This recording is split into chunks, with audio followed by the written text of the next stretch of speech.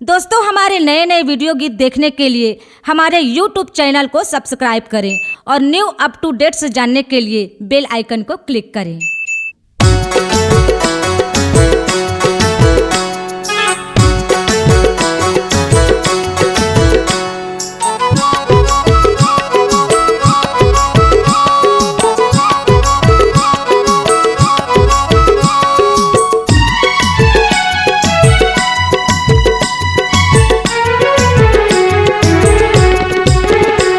किन रुक जाना रे गोरी रुक जाना, किन पासाना ओ गोरी पासाना।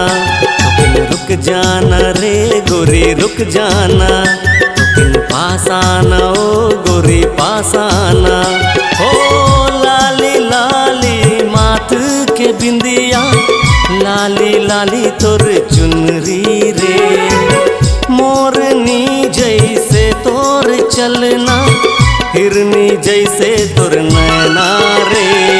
जीकर मैं हूँ दीवाना रे।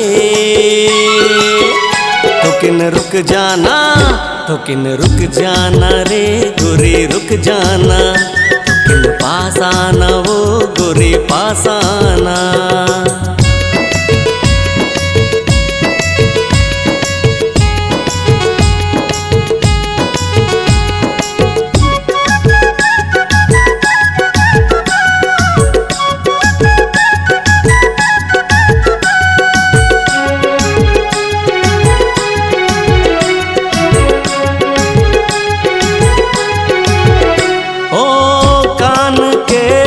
झुमका बाजे जैसे पायल के घुंघरू रे।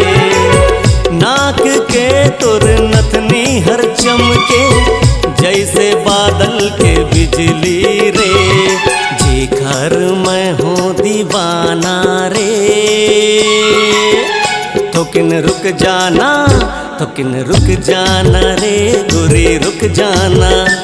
किन पासाना वो गोरी पासाना।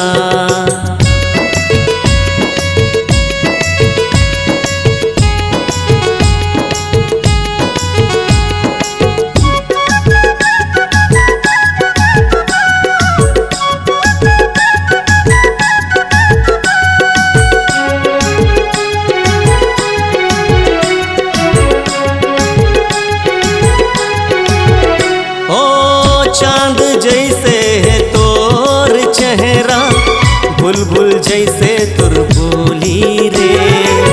हेमा जैसे है तोर नखरा, चांपा वाली मुरगोरी रे।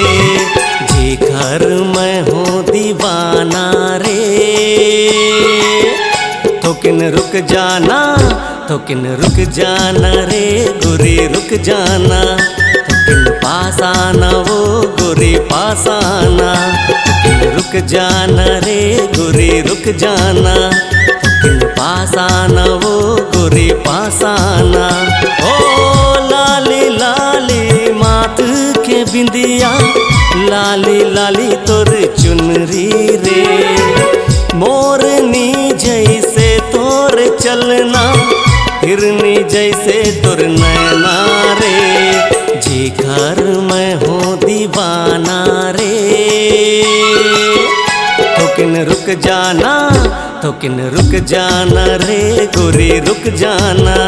तो किन पासाना ओ गोरी पासाना। तो किन रुक जाना रे गोरी रुक जाना। तो किन पासाना ओ गोरी पासाना। C-Log Digital Recording Studio, Cordoba. Contact number 99071192115.